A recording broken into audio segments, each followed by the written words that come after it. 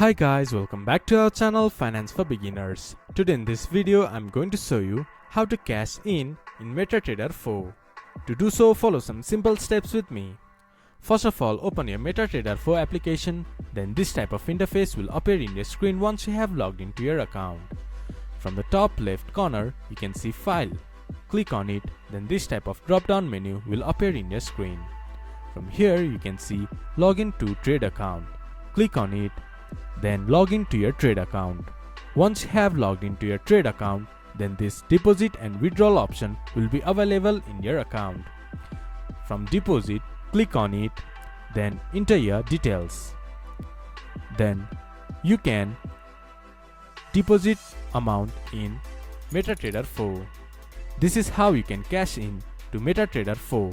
This much for today's video. If you guys find our video helpful, please leave a like and comment. And do not forget to subscribe our channel and hit the bell icon. I'll see you guys again in our next video. Thank you for watching.